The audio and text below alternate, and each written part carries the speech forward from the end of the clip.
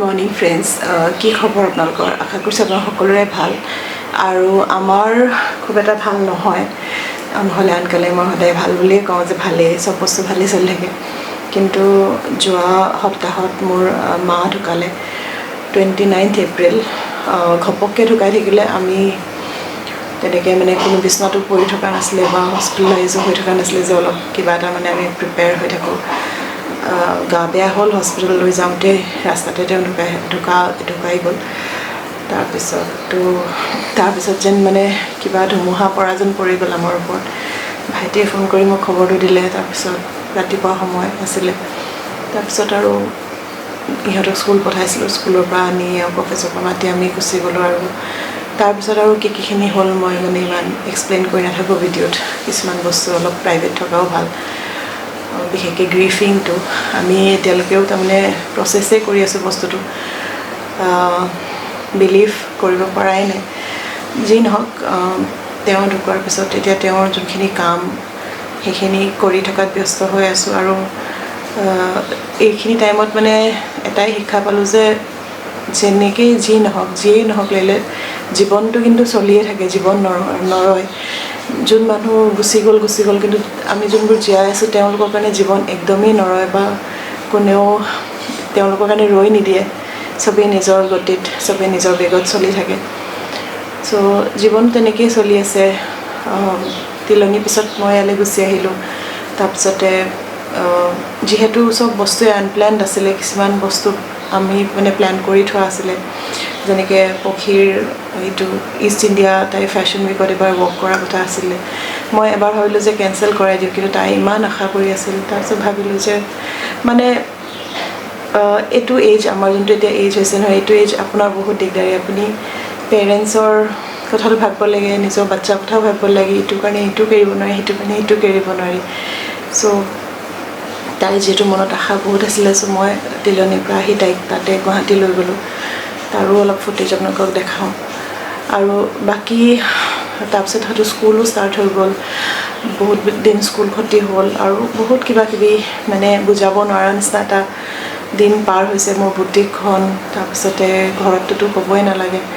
আৰু এটা কথাই বুজিলোঁ মই, মানে এতিয়া দেউতা ঢুকাওঁতে মানে মা আছিলে যে আমি ইমান বেছি চিন্তা কৰা নাছিলোঁ। মানে বহুতবোৰ বস্তু মায়ে মেনেজ কৰি আছিলে। কিন্তু মা ঢুকোৱাৰ পিছতহে গম পাইছোঁ যে সঁচাকৈ মা মানে পেৰেণ্টছ নহ'লে নহয় লাইফটো বহুত টাফ হৈ যায়। মানে একো বস্তু এটা আমি মানে বুজি নাপাওঁ।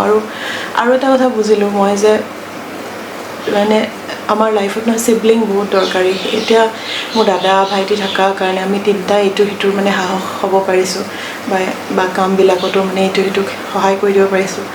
নহ'লে এনেকুৱা সময়ত মানে এই সময়তে বুজা যায় মানে কোন কিমান আপোন বা কি নহওক। আৰু আজিকালি কাৰো ওচৰত ইমান সময় নাই যে কাৰোবাৰ কাৰণে মানুহে কিবা এটা কৰি দিয়ক। কিন্তু হ'লেও সেই সময়কণত মানে কেতিয়াবা অলপ আশা চকুৰে চাই থকা যায় যে কোনোবাই আহি সহায় কৰি দিয়ক অলপমান। কাৰণ আমি একদমেই মানে অকলশৰীয়া নিচিনাই হৈ গ'লোঁ। মাক দেউতাক জীয়াই থকালৈকে মানে সেই বস্তুটো বুজি পোৱা নাযায়। যেতিয়া মাক দেউতাক নাইকিয়া হৈ যায় তেতিয়াহে বুজি পোৱা যায় যে বহুত টাফ হৈ যায়গৈ লাইফটো। চ' সেইখিনি সময়ত অকণমান ডাঙৰ মানুহৰ অকণমান গাইডেঞ্চ এটা লগা হয়। কিন্তু আমি বহুতখিনি সহায় বাৰু পাইছোঁ। আৰু বহুত যিমান মানুহৰ পৰা আশা কৰিছোঁ সিমান মানুহৰ পৰা তেনেকৈ সহায় পোৱাও নাই। কিন্তু মই এটাই কথা বুজিলোঁ যে যিমানেই আপোনাৰ ৰিলেটিভ কিয় নাথাকক, যিমানেই ফ্ৰেণ্ডছ কিয় নাথাকক, কিন্তু চিবলিং বহুত দৰকাৰী। ককায়েক ভায়েক ভনীয়েক বহুত দৰকাৰী। চ' যোনে মই ভাবোঁ যে অকল নাই আমি এটাই বাচ্ছা কৰি থওঁ, প্লিজ আপোনালোকে যদি এতিয়াও সময় আছে ভাবিব। কাৰণ পিছলৈ গৈ এতিয়াহে আমি ৰিয়েলাইজ কৰিছোঁ চিবলিঙৰ মহত্বটো কি, নিজৰ ককায়েক ভনীয়েকৰ মহত্বটো কি। এতিয়া যদি মই অকলশৰীয়া হ'লোহেঁতেন মই চাগে ইমানখিনি মেনেজ কৰিব নোৱাৰিলোঁহেঁতেন।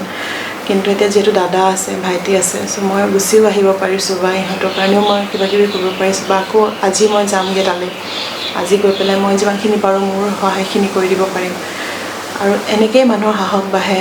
বা এতিয়া তাহাঁতেও বিয়া পাতিলে, বহুতে মানে তাহাঁতৰ হেল্প আছে। বা মোৰ বিয়া হ'ল, মোৰ হাজবেণ্ডৰ হেল্প আছে। চ' তেনেকৈ মানে ফেমিলিটো ষ্ট্ৰং হয়। আৰু সেইটো বস্তু লাগে, মই এতিয়া বহুত ৰিয়েলাইজ কৰিছোঁ। আৰু বৰ্তমান ব্লগিং কৰিবলৈ একদমেই ইচ্ছা মোৰ নাছিলেই। কিন্তু মানে মই ভাবিলোঁ নাই আপোনালোকক জনোৱাটো উচিত। বহুত দিন মই ব্লগ দিয়াও নাই, কিহৰ কাৰণে দিয়া নাই। খুব বেছিতো মই ব্লগ কৰিব নোৱাৰিম, যিমানখিনি আপোনালোকৰ কাৰণে পাৰিছোঁ আপোনালোকক ইনফৰ্মেশ্যনখিনি দিছোঁ। বাদ বাকী কি হয় কি নহয় আপোনালোকক জনাই থাকিম, চাই থাকিব ব্লগটো।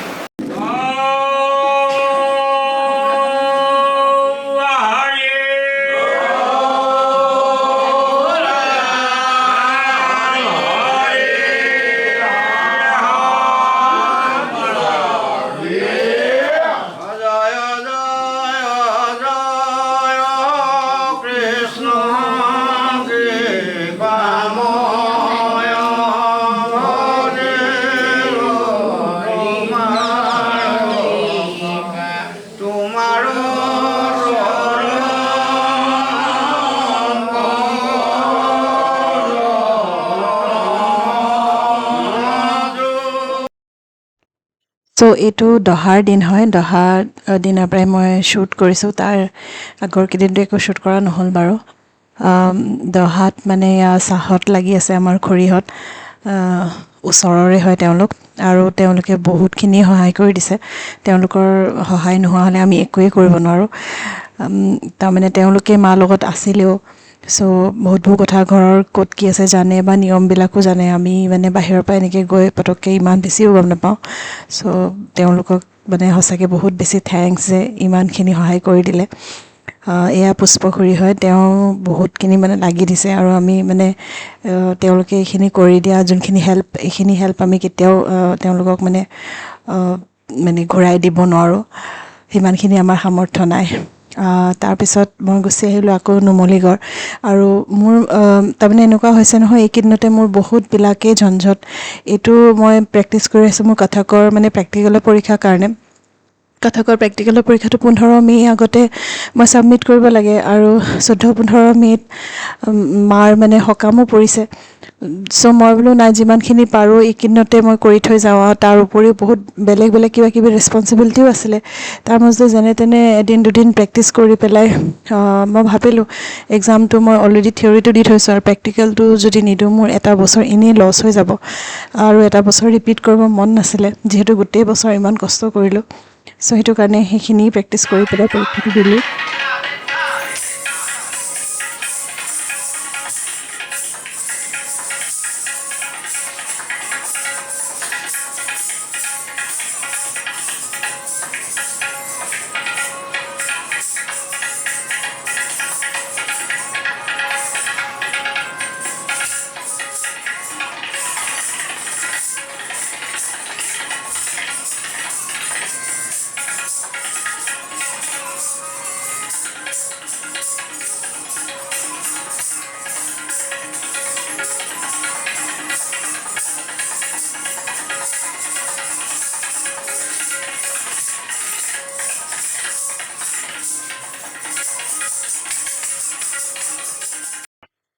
এয়া হৈছে 13 তাৰিখ। 13 তাৰিখে আমি দুপৰীয়া ইয়াৰ পৰা ওলাই গৈছোঁ, 14-15 যিহেতু সকাম আছে। আৰু সেইদিনা ইমানেই বেছি বৰষুণ দিছে, মই চিন্তা কৰি আছোঁ যে ইমান বেছি বৰষুণ দিলে সকামত মানে কি হ'ব, ৰভাত পানী চানী সোমাব নেকি, সেইবিলাক চিন্তা কৰি কৰি ঘৰলৈ গৈ আছোঁ। আৰু বাকী আপোনালোকে ভাবি আছে চাগে মাৰ মানে কি হৈছিল, হঠাতে কেনেকৈ ঢুকালে। একচুৱেলি মোৰ দেউতাও মানে ডায়েবেটিছ আছিলে, তেখেতৰো সেই কিডনী ফেইল হৈ তেওঁ ডায়েলিচিছ কৰাই আছিলে, 6 মাহমান ডায়েলিচিছ কৰাই দেউতাও সেই তেনেকৈয়ে ঢুকালে হস্পিটেল লৈ যাওঁতে, গাটো বেয়া লাগিলে বুলি। আৰু মাৰো তাৰপিছত ডায়েবেটিছে আছিলে, মাও তেনেকৈ ডায়েবেটিছ হৈ কিডনী ফেইলিয়ৰ হৈ মাও মানে ডায়েলিচিছ কৰাই থাকিছিলে ডিব্ৰুগড় গৈ পেলাই। চ' এদিনাও মাৰ মানে ৰাতি অলপমান গা বেয়া লাগিছিলে, তাৰপিছতে আকৌ ঠিক হৈ গ'ল। তাৰপিছত ৰাতিপুৱা তেওঁ মানে ডায়েলিচিছ কৰিব যাওঁ বুলি ওলাই গৈছিলে, কিন্তু মানে ৰাস্তাত গৈ থাকোঁতে অলপমান উশাহ প্ৰব্লেম হ'ল, উশাহটো নাই পোৱা সেনেকৈ। তাৰপিছতে হস্পিটেল গৈ নাপালে তেওঁ, মানে হস্পিটেল যেতিয়া গৈ পাইছে তেতিয়া মানে ব্ৰড ডেথ বুলি ডিক্লেয়াৰ কৰিছে।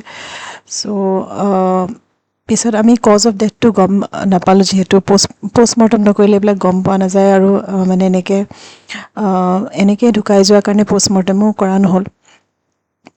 আমি ভাবিছোঁ দেউতাৰ যেনেকৈ মানে হাৰ্ট ফেইল হৈ দেউতা ঢুকাইছিলে, মাৰো সম্ভৱ সেইটোৱে হৈছে বুলি ভাবি পেলাই আমি কথাটো একচেপ্ট কৰি থৈছোঁ। চ' সেইদিনা আমি গৈ পাওঁতে গধূলি হ'ল, আৰু গধূলি সময়ত সকামৰ যা যোগাৰ চলি আছে। আৰু এয়া হ'ল দিগন্ত খুৰা, তেওঁ মানে বহুত বহুতখিনি মানে আমাক লাগি দিছে। বাকী আমাৰ নিজৰ খুৰাটো নাই, দেউতাৰতো ভায়েক কোনো নাই, দেউতাৰ ভনীয়েকে আছে, কিন্তু দেউতাৰ কাজিন আছে আমাৰ কাষতে থাকে। সেই খুৰাকেইজনেও বহুতখিনিয়ে লাগি দিছে, মানে বহুতখিনি সহায় কৰি দিছে।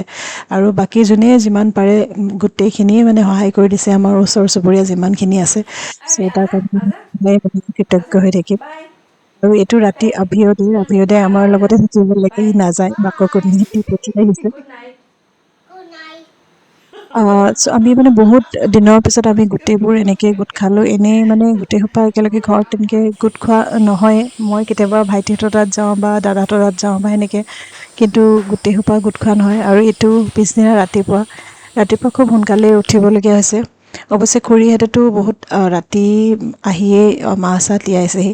যিহেতু আমাৰ ঘৰৰ মানুহখিনি মানে চোৱা, সেইকাৰণে ঘৰৰ মানুহখিনি মাহ তিয়াব নোৱাৰে। চ' গোটেইখিনি মানে ওচৰ চুবুৰীয়াই কৰে। চ' তেওঁলোকে আহি ৰাতিয়ে মাহ তিয়ালেহি, এতিয়া মাহ ধুব লৈছে। তাৰপিছতে আমাৰ কামবিলাক মানে আমি বামুণীয়া নিয়মত কৰাওঁ। চ' শ্ৰাদ্ধ হৈ বিষ্ণু পূজাও হ'ব, আৰু লগতে ভকতৰ নামো হ'ব। চ' গোটেইখিনি একেদিনাই হ'বৰ কাৰণে আমি চবেই ৰাতিপুৱাই শুই উঠি মানে চাহ তাহ খাই লৈছোঁ। তাৰপিছত বাকী চব বস্তুৱেই যা যোগাৰ চলি আছে। আগদিনাই বহুতখিনি কামেই কৰি থোৱা হৈছে, তামোল চামোল কাটি থোৱা বা ভোজনী সজাই থোৱা, এইবিলাক কাম। আৰু মই মানে দেউতাৰ সকামত ইমান বেছি ডিপলি ইনভলভে নাছিলোঁ, ইমান বেছি গম নাপাওঁ মানে কি হৈ আছে কি নাই হোৱা। এইবাৰ মাৰ সকামতহে মানে কথাবিলাক বা নিয়মবোৰ গম পাইছোঁ যে এনেকৈ কৰে বা তেনেকৈ কৰে। তাৰপিছত এয়া হ'ল অংকিতা আৰু সীমাশ্ৰী। আমি তিনিজনী এটলিষ্ট এটা ফুটেজ লৈ থওঁ, নহ'লে তিনিজনী গোটেই খোৱা নাযায়, চবেই নিজৰ নিজৰ কামত বিজি। তাৰপিছতে বামুণ আহি পালে ৰাতিপুৱাই, আৰু বামুণে প্ৰথমতে প্ৰচিত কৰি পেলাই গোটেই বংশখিনিক প্ৰচিত কৰি দিব। তাৰপিছতে বাকী কাম ষ্টাৰ্ট হ'ব। মানুহৰ মানে কোন সময়ত কি হৈ যায় কোনেও গম নাপায়। মই বিহুত যেতিয়া গৈছিলোঁ, মোৰ স্কুলৰ ৰিউনিয়ন আছিলে, মই ভাইটিহঁতৰ তাত আছিলোঁ। তাৰপিছত আহোঁতে মই মাক মানে সোমাই চাই আহিছোঁ, আৰু তেতিয়ালৈকেওতো কেতিয়াও ভবা নাই যে কেইদিনমানৰ পিছতে এনেকুৱা এটা ঘটনা হৈ যাব। আৰু যেতিয়া মানে সকামবোৰ হৈছে, তেতিয়া মানে মনত পৰিছে আৰু যে এইটো ঘৰতে আমি মোৰ বিয়া দেখিছোঁ, দাদাহঁতৰ বিয়া দেখিছোঁ, ভাইটিৰ বিয়া, তাৰপিছত দেউতা ঢুকালে, দেউতাৰ সকাম, তাৰপিছত এতিয়া মা আছিলে, এতিয়া মাৰ সকাম। তাৰপিছত মই বহুত সময় চিন্তা কৰিছোঁ যে আকৌ কি হ'ব, যে আমি কেতিয়া আহি পেলাই এই ঘৰত গোটেই সোপাই লগ খাম।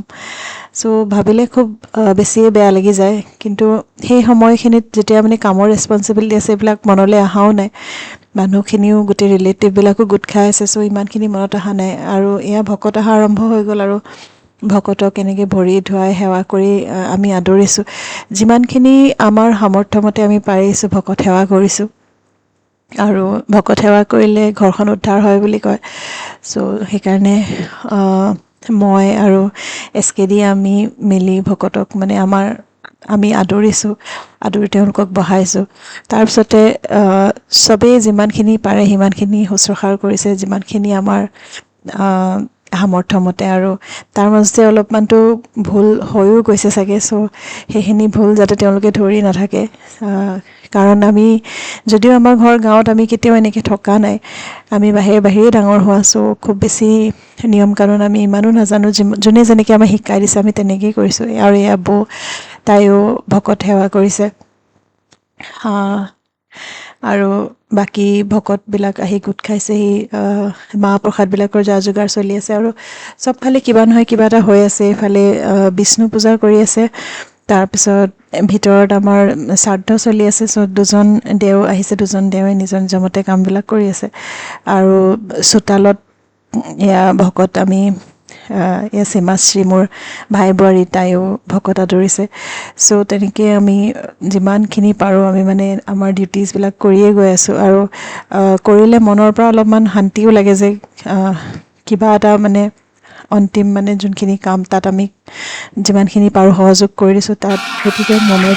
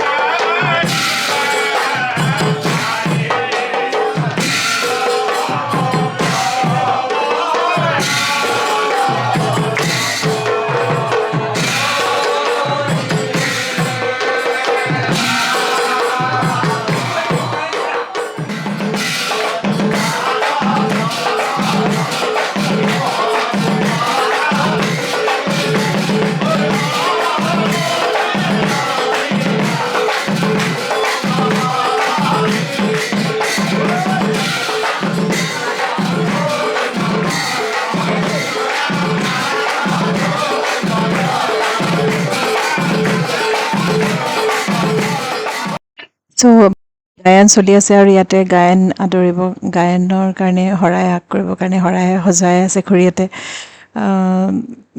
আৰু তেনেকেই মানে যোনটো দিনৰ কামখিনি সেইখিনি খুব মানে ভালে কুশলে পাৰ হৈ গ'ল।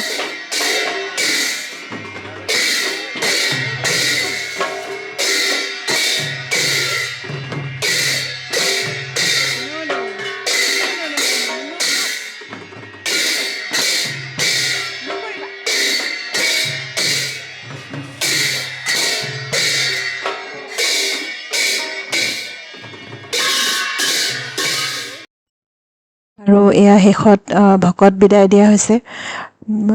গায়নো শেষ হ'ল, নামো শেষ হ'ল।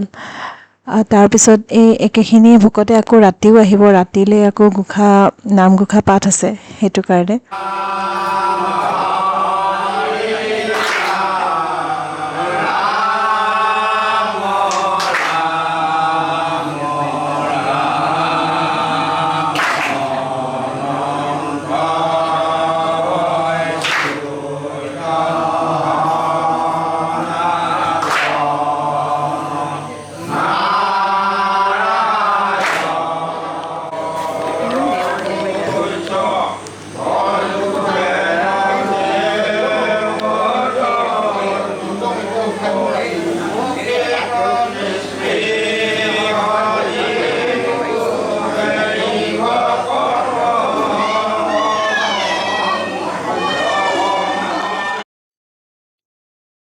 তো ৰাতি ঘোষাপাতটো শেষ হয় মানে 2টাই বাজি গ'ল।